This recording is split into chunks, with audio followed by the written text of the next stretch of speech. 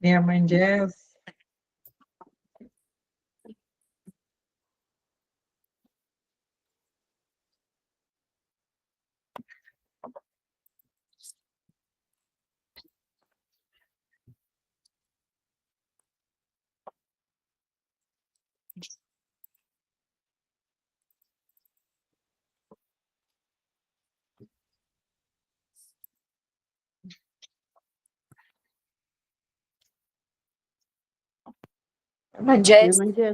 Mirëmëngjes.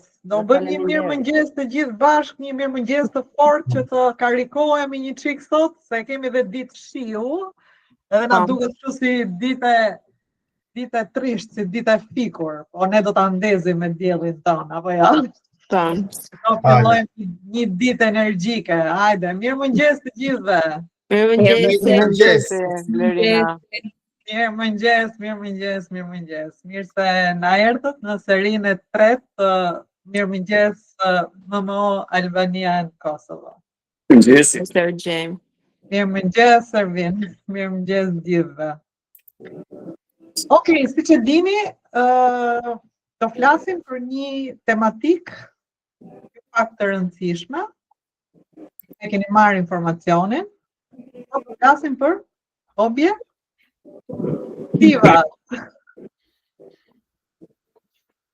Çfarë është një objektiv?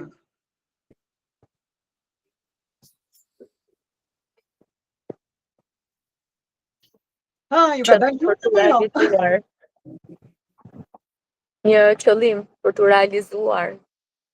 Shumë mirë. Brenda një kohe të caktuar. Po, me një afat të përcaktuar, po. Okej. Pra, objektivi është një qëllim që ka një kuptim në saj të një përseje, pra përse po e bëj unë këtë gjë, dhe realizohet nëpërmjet një pyetje që është si. Pra, si do ta realizoj unë këtë objektiv? Sa e rëndësishme është për ju që të keni një objektiv? Gjithë ju që jeni këtu njëra, keni objektiv apo jo? Po, kemi. Shumë mirë. Sa e rëndësishme është për ju të kesh një objektiv? Është guida, do thoja. Është guida. Okej. Pa një objektiv nuk ka asgjë të qartë se ku do ecësh. E vërtet. Pra, objektivat ne na ndihmojnë që të kemi një drejtim të qartë se ku duam të shkojmë. Na ndihmojnë të masim progresin. Pra, të monitorojmë sa telefonata bëjmë në ditë, sa takime realizojmë në ditë, sa listime, sa na përkthehen nga këto takimet që ne bëjmë në listime, sepse nëse nuk i kontrollojmë këto numra, atëherë çfarë do të thotë? Nuk jemi agent profesionist. Apo jo?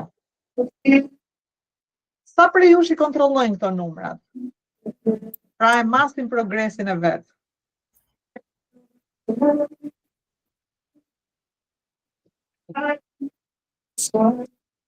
Nuk të dëgjojmë mirë kush po flet. Zonja Blerina. Po. A mundemi pak zërin më të lartë të dëgjoni shumë nga dalë, shumë ullët. Dëgjohem ullët, a? Po, dëgjoni shumë ullët. Do mundohem të ngrenë çik zërin. Yes. Ska gjë. Pra, nëse ne nuk i kontrollojmë numra, atëherë do të thotë që nuk jemi një agent profesionist, por jemi një agent turist, ata që bëjnë ture imobiliare. Përse është e rëndësishëm të kemi objektiva, sepse na ndihmojnë edhe të qëndrojmë të fokusuar tek puna jonë. Apo jo. Pra dim se kujt duhet i themi jo në kohën që jemi duke bërë punët tona drejt objektivit tonë. Një gjë tjetër e rëndësishme, se është, domethënë, të kesh një objektiv, është sepse ato na ndihmojnë edhe që të jemi gjithmonë të motivuar. Pra, një objektiv për tu arritur ka një proces për të ndjekur, apo jo? Çdo telefonat e bërë të çon drejt një hapi tjetër, ose të çon drejt një telefonate tjetër, ose të çon drejt një takimi me një klient, ose të çon drejt marrjes së një vizitimi, ose të çon drejt noterit, ose të çon drejt transaksionit. Apo jo? Pra, prandaj është e rëndësishme që të kemi objektiva. Por si mund ta gjejmë ne objektivin ton? Objektivi sigurisht që është personal, pra nuk i ngjan objektivit të dikujt tjetër. Dhe për këtë duhet të dimë se ku ndodhemi, në cilën fazë të jetës tonë ndodhemi, si në fazën e jetës personale, edhe në fazën e jetës profesionale. Për shembull, nëse dikush, Briseida për shembull, ka si objektiv personal të bëhet trajnuese, dikush tjetër ka si objektiv personal të bëhet broker, dikush tjetër ka si objektiv personal të bëhet agenti më i mirë i zyrës, dikush tjetër ka si objektiv të bëhet agenti më i mirë i një sistemi franchise ku punon. Pra, objektivat personal janë të ndryshëm nga njëri tjetri. Në varësi, sigurisht, të fazës personale dhe profesionale në të cilën ne ndodhemi. Por, si mund ta gjejmë ne këtë objektivin te vete jonë? Mjafton që të përdorim një metodë që është metoda e 5 pyetjeve. Dhe këto janë 5 pyetjet që ne duhet i bëjmë vetes. Çfarë po kërkoj unë në të vërtetë nga vetja ime? Sa prej nesh e kemi të qartë këtë pyetjen? Se shpesh më bie rasti që agjentët nuk e kanë të qartë se çfarë duan në të vërtetë, çfarë kërkojnë nga vetja. Kush është objektivi i tyre? Ku duan të shkojnë mbas 5 vitesh, mbas 10 vitesh? Përse është i rëndësishëm për mua ky objektiv? Pra duhet të japim një arsye vetes. Përse është e rëndësishme? Për shembull, nëse dikush do të blejë një apartament, përse është i rëndësishëm për mua të blej një apartament? Ose përse është i rëndësishëm të blej një makinë? Okej? Çfarë do të ndodhi nëse unë nuk do të arrij objektivin? Do frustrohem apo do vazhdoj të eci përpara? Të punoj akoma më shumë që të arrij këtë objektiv. Një pyetje tjetër, çfarë burimesh kam në dispozicion dhe cilët prej tyre mua mund të më shërbejnë? Për shembull, burimet që kemi ne në dispozicion, cilat janë? Kemi një zyrë në dispozicion, kemi një databazë në dispozicion, kemi një telefon në dispozicion, kemi kolegë që mund të na ndihmojnë të bashkëpunojmë, kemi zyra të tjera bashkëpunuese, Pra, cilat janë këto burimet që unë kam në dispozicion dhe si do më shërbejnë mua ato? Një pyetje tjetër është, cili është hapi i parë konkret që unë mund të bëj sot? Pra, çfarë mund të bëj unë sot për të arritur objektivin tim? Objektivat janë specifik, janë i quajmë edhe objektiva SMART. Se i quajmë SMART? Sipas shkronjës së parë, duhet të jenë specifik. Pra, kush përfshihet në këtë objektiv? Çfarë dua unë të realizoj? Kur dua që të arrij unë këtë objektiv? Përse objektivi im është i rëndësishëm? Ka ndryshim kur themi unë dua të listoj prona dhe kur unë dua të listoj për shembull 5 prona në muaj? Ka ndryshim apo jo, sepse specifikon një numër, pra duhet të jetë specifik. Një objektiv duhet të jetë dhe i matshëm. Çfarë njësie matse do përdorim ne për të matur objektivat tona? Nëse do kemi për shembull një objektiv afatgjatë, atëherë duhet përcaktojmë ndoshta edhe disa objektiva të ndërmjetën të vegjël. Zakonisht, objektivat tonë të agjentëve imobiliar janë 1 vjeçar. Por për këta objektiva sigurisht që ne duhet të ndërtojmë objektiva 3 mujor. Një shembull mund të jetë që unë dua të përmirësoj për shembull përqindjen e listimeve që marr. Për shembull, nëse unë bëj 10 takime për listime. Dhe nga këto 10 takime që unë bëj për listime, marr 3 listime në muaj. Ndërsa objektivi im i muajit të ardhshëm mund të jetë që unë dua të bëj 10 takime, por të marrë 5 listime. Dhe këtu pra e shohim që objektivi mund të jetë i matshëm. Objektivi gjithashtu duhet të jetë i arritshëm. Pra, nuk duhet të egzagjerojmë me objektivat, domethënë me shifrat që ne i vendosim vetes. Sepse objektivi duhet të jetë një frymëzim për ta motivuar që ne të ecim gjithmonë përpara. Për shembull, mendo të arrish objektivin edhe nëse ti ke instrumentat edhe kompetencat e duhura. Po nëse ti nuk i ke, duhet mendosh se çfarë është e nevojshme për ty që të arrish këtë objektiv. Objektivi duhet të jetë pra sipas masës së secilit. Pra nëse një agent merr për shembull 3 listime në muaj dhe për muajin e ardhshëm thotë unë do marr 15 listime, këtu pastaj ndryshon diçka. Pra, mendoj që nuk është i arritshëm 15 listime kur ke qenë gjithmonë stabil në marrje listimesh, 3 listime çdo muaj. Pra, objektivi sigurisht që duhet të jetë ambicioz, por edhe jo i pa arritshëm. Sepse nëse nuk t'jep atë adrenalinën që ti do që të arrish, ky objektiv nuk është pastaj shumë i rëndësishëm për ty. Pra, të luajmë me sigurinë, kjo gjë nuk na ndihmon. Kur vendosim një objektiv, ne duhet të kemi frikë nëse ndoshta e arrim apo se arrim dot këtë objektivin. Kjo do gjenerojë edhe atë vëmendje pozitive që do na lejojë pastaj që të kalojmë edhe limitet tona. Pra, të rritemi dhe pastaj edhe nga ana profesionale. Nga ana tjetër, nëse një objektiv është gati i arritshëm, nuk është i pamundur, pra mund të arrim. Mund vendosim një objektiv jo shumë të lartë, jo shumë larg mundësive tona, që të mos sjelli frustrim.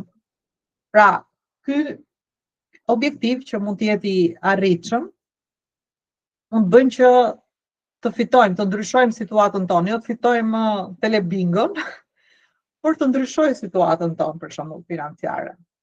Që mos të arrim në frustrime.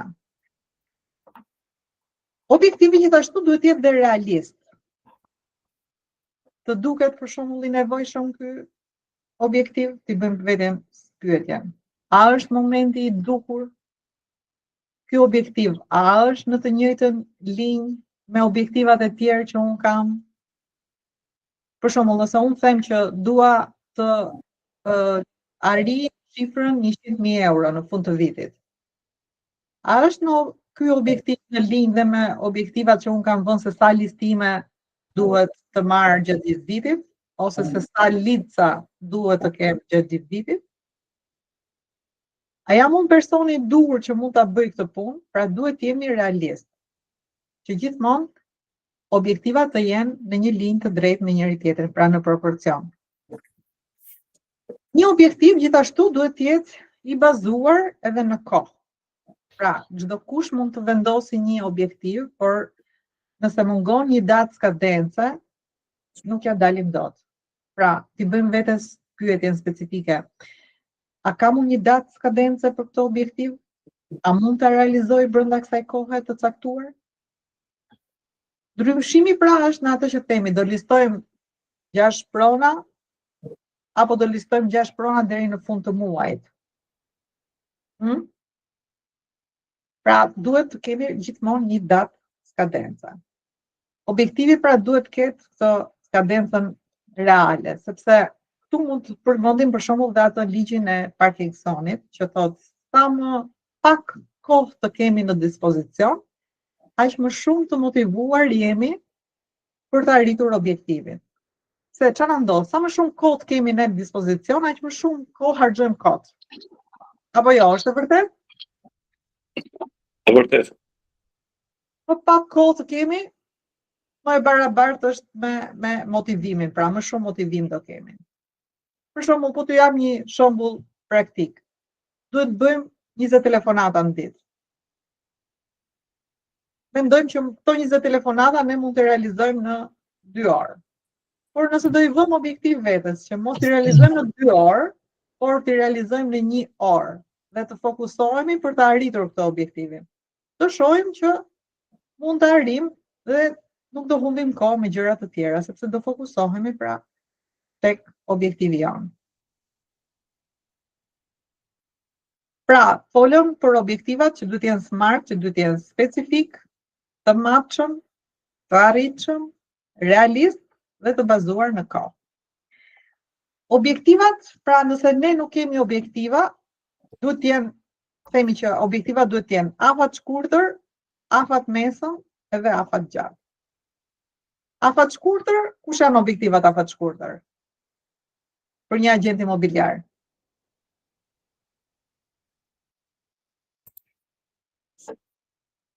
Mund të jetë një objektiv ditor, afat shkurtër. Mund të jetë një objektiv një mujor.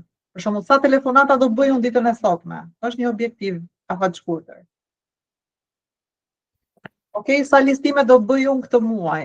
Është një objektiv afat shkurtër. Afat mesëm mund të jenë objektiva 3 mujor. Afat gjatë mund të jenë objektivat vjetor. Por nëse ne nuk do kemi objektiva afat shkurtër dhe objektiva afat mesëm, çfarë do ndodhi? Në fund të vitit do vrapojmë të arrijmë objektivin. A ndodh kështu apo jo? Po. Si na ndodh? Gjithmonë në fund të vitit duam që të arrijmë objektivin sepse nuk kemi ndjekur pra një proces objektivash të saktë, të përcaktuar, si ato afat shkurtër, si ato afat mesëm, për të arritur tek ato afat gjatë.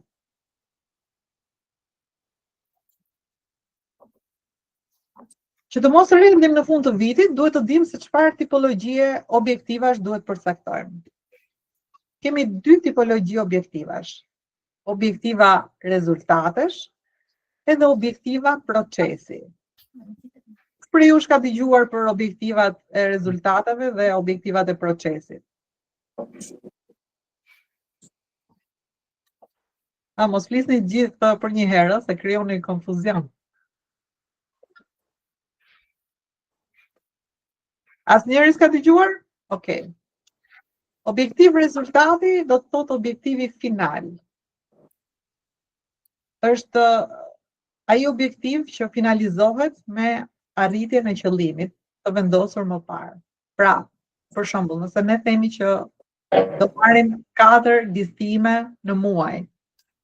4 listime në muaj nëntor. Ky është avantazhi i objektivit të rezultatit, i cili mund të jetë shumë motivues, por shpesh ndodh që herët ose vonë themi edhe në kushtet e mëparshme. Pra nuk arrim dot ta bëjmë, ta arrim dot këtë objektiv. Dhe kthehemi në një situatë që ndihemi frustrues, në një status frustrues. Dhe nuk e dim përse. Pse? Sepse s'kemi arritur dot ato objektivin që i kemi vënë vetes. Ose siç ndodh për shembull rëndom, kemi agent të rinj që duan të fillojnë punën, provojnë 2-3 muaj, 4 muaj, i kanë vënë një objektiv vetes që do arrin një shifër, pastaj e shohin që nuk arrin dot të shifrën edhe tërhiqen. Pra ky është objektivi i rezultatit, pra objektivi final. Pra ne themi që do përcaktojmë një objektiv dhe është ky objektivi 4, për shembull 4 listime në muaj ose një shifër që ne duam të kapim për një muaj të caktuar, 5.000 euro për shembull në muaj. Ndërsa objektivi i procesit ka të bëjë me krijimin e një sistemi për të arritur rezultatin. Pra ka si qëllim që të kryej, të bëjë rutinë ose zakon një proces. Gjëja e bukur e këtij objektivi të procesit është se ti mund të fillosh të ta bësh dal nga dal. Për shembull, mund të bësh 20 telefonata në ditë. Pra objektivi jot është të bësh 20 telefonata në ditë dhe jo të marrësh 4 listime në muaj. Çfarë ndodh nëse bëjmë 20 telefonata në ditë? A është të paktën edhe në perceptimin tonë është më e thjeshtë se sa të themi ti vëm vetes një objektiv që të marr 4 listime ose 5 listime ose 6 listime? Po. Është më e thjeshtë apo jo? Truri jonë e percepton që është më e thjeshtë bësh 20 telefonata në ditë se sa të bësh 5 listime apo 6 listime në muaj. Unë kam menduar ndonjëherë që nëse do bëjmë 20 telefonata në ditë, në 5 ditë jave, sa telefonata na bëjnë gjithsej? 100. 100. Po në muaj? Na shkojnë në 400 telefonata.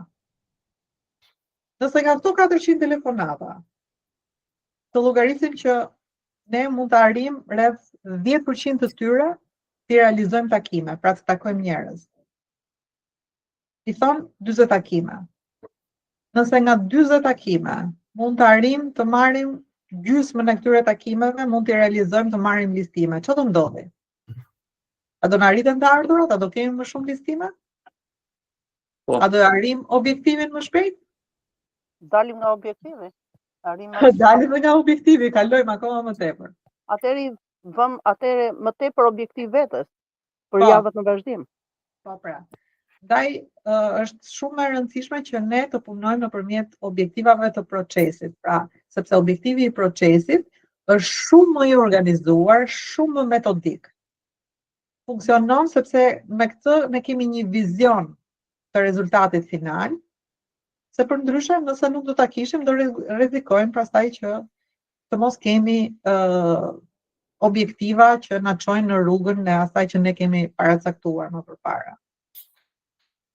Të shohësh rezultatet, sigurisht që është motivim. Por mos harrojmë që pas këtyre rezultateve, sa punë, sa proces, sa shumë sakrifica kam mbrapa. Ne e dim të gjithë, duam gjithë të arrijmë rezultate, por sakrifica që bëjmë, djersa që derdhim për të arritur këto objektivat, pra janë shumë të rëndësishme para se të arrijmë këto rezultate. Folëm deri tashi për objektivat personale. Por besoj se secili prej nesh këtu është pjesë e një zyre, apo jo? Pjesë e një skuadre. Dhe që të arrijmë objektivat e një skuadre, pra përveç objektivave personale që ne kemi, që të arrijmë objektivat e një skuadre, janë të nevojshme edhe këto 3 pikat kyçe. E para, njësimi, pra të bashkojmë objektivat tona individuale në një objektiv më të madh dhe të përbashkët. Së dyti, përfshirja, të krijojmë një ambient që çdo person të ndihet pjesë dhe të jetë përgjegjës për rolin e tij që ka në zyrë. Domethënia duhet ketë pra një arsye shumë të fortë, pra një qëllim shumë të fortë gjithë zyra që të ecin në të njëjtin drejtim. Pra të gjithë të bashku, skuadra duhet të ecin në një drejtim të përbashkët për të arritur një objektiv të përbashkët. Kur objektivi juaj nuk është më i rëndësishëm, çfarë duhet bërë? Shpesh objektivat edhe na ndryshojnë, pra nuk janë gjithmonë të njëjtët. Edhe gjatë rrugës, edhe gjatë një viti, edhe gjatë një 3 vjeçari, për shembull, mund ta ndryshojnë shpesh. Dhe duhet I bëjmë vetes këtë pyetje, pse nuk është më I rëndësishëm ky objektivi për mua? Për shembull, nëse dikush do donte që kishte një objektiv kryesor të vetëm për të bler një makinë, për shembull, deri në fund të vitit. Ndërkohë, mund të vinë një gjë e paparashikuar, mund të jetë në pritjen e një fëmie. Kështu që do ndryshojë objektivi, apo jo? Nuk do jetë më makina, po ndoshta do jetë një apartament. Do t'i Karroca. Me për jetuar. A Igli? Karroca, do jetë objektiv karroca. Do t'i bëjmë gjithmonë pra pyetjen vetes, duhet që të bëj një rregullim apo një ndryshim të këtij objektivi? Duhet që të mësohemi që t'i lëjmë gjërat që edhe të shkojnë, pa ndjenjën e fajit, sepse Sarita do që ta bëja këtë objektiv, po ndryshova sepse më ndryshuan edhe mua kushtet. Ndaj duhet të përcaktojmë një objektiv të ri edhe të ecim përpara. Si të punojmë për objektivat? Kjo është një nga gjërat kryesore që ne duhet të kemi gjithmonë çdo ditë parasysh. E para, duhet të jemi konstant dhe të motivuar. Nëse ne nuk bëjmë çdo ditë të njëjtën punë dhe nuk jemi të motivuar për ta bërë punën tonë, atëherë çfarë do ndodhi? Ne nuk do të arrijmë objektivat. Duhet të konsiderojmë që pengesat janë gjithmonë pjesë e procesit. Jo vetëm në punën tonë, por në çfarëdo lloj sektori gjithmonë ka pengesa. Në punën tonë akoma pak më tepër, sepse ne kemi të bëjmë marrëdhënie me njerëzit, pra punojmë gjithmonë me njerëzit dhe e kemi pak të vështirë edhe për t'i çuar njerëzit aty ku duhen në të njëjtën mendësi, ëh? Se është një çike vështirë që ti mendojnë gjithë gjërat siç i mendojmë dhe ne. Duhet të përdorim metodën e përmirësimit me 1% çdo ditë. Pra, çdo ditë të përmirësojmë diçka tek vetja. Të mësojmë një gjë të re, të ndjekim një kurs trajnimi, të mësojmë diçka nga një koleg, për shembull, që ka bërë një gabim dhe të mos e bëjmë dhe ne. Pra, çdo ditë duhet të përmirësohemi me nga 1%. Me hapa të vegjël. Të ndërtojmë një sistem disiplina. Nëse ne ndërtojmë një sistem disiplina për veten tonë, për punën tonë, objektivat do jenë shumë të arritshme. Nëse ne çdo ditë bëjmë prospektin, pra e kemi pjesë të punës tonë, pjesë të disiplinës tonë, nëse ne bëjmë çdo ditë role play, nëse ne bëjmë çdo ditë takime me klient, atëherë do ta kemi shumë të thjeshtë për të arritur objektivat. Një pikë tjetër, të festojmë progreset, jo vetëm rezultatet. Pra, jo të presim që të festojmë vetëm kur bëjmë një transakcion, por mund të festojmë edhe kur arrijmë diçka të vogël, ëh? Kur gjejmë një klient të ri, kur na vjen një klient, një lead dhe mbarojmë, domethënë dhe futemi direkt në procesin e shitjes apo të blerjes. Tjetër, të ndërtojmë një mendësi antidështim. Kjo është shumë e rëndësishme për çdo agent imobiliar, se çfarë ndodh? Shpesh herë neve edhe demoralizohemi.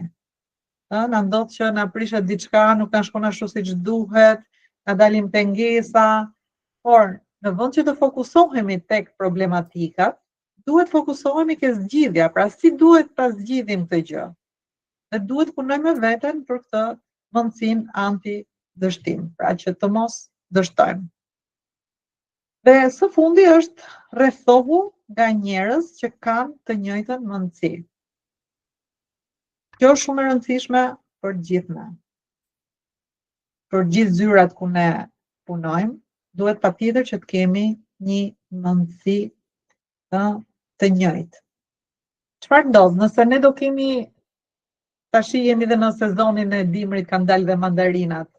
Nëse në një qese me mandarina është një mandarinë e prishur, çfarë do ndodhi? Do filloj të prishi dhe mandarinat e tjera, ajo mandarina e mykur.